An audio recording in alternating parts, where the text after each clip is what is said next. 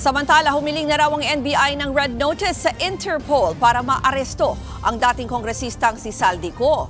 Hinalughog din ang mga operatiba kahapon ng isang kondo ni Co sa Taguig. Para sa iba pang detalye, nasa linya ng telepono si Dave Abuel. Dave, may update ba yung naging pagbisita dun sa kondo ni Co at may nakumpiska ba silang mga gamit?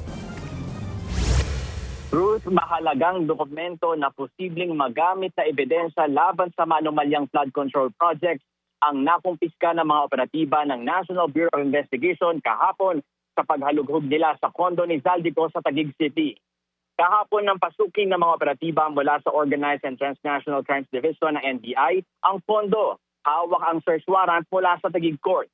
3 vaults ang binuksan kung saan nakita ang mga importanteng dokumento.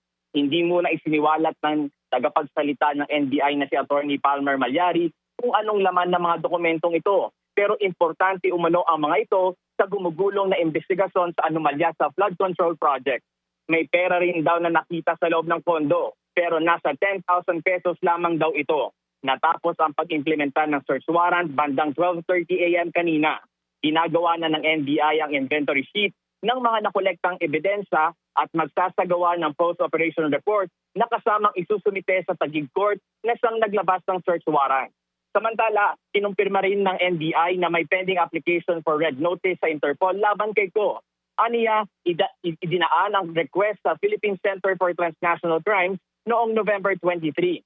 Patuloy daw ang kanilang pagsubaybay pero pending pa ang approval sa application. Kapag daw naaprubahan ito, aabisuhan daw ng Interpol ang mga bansang miyembro nito tungkol sa arrest warrant laban kay Co. Dagdag pa ni Malyari, dahil kanselado ang pasaporte ni Co, kinukonsidera na siyang undocumented alien at pwede siyang arestuhin sa paglabag sa immigration laws kung nasang bansa man siya naroon.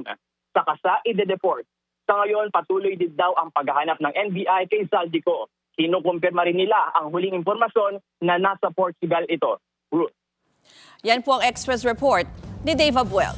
Mga kapatid, Ruth Cabalco, para sa mabilis na pasada ng mga balitang dapat niyong malaman, mag-follow at mag-subscribe sa social media pages ng News 5.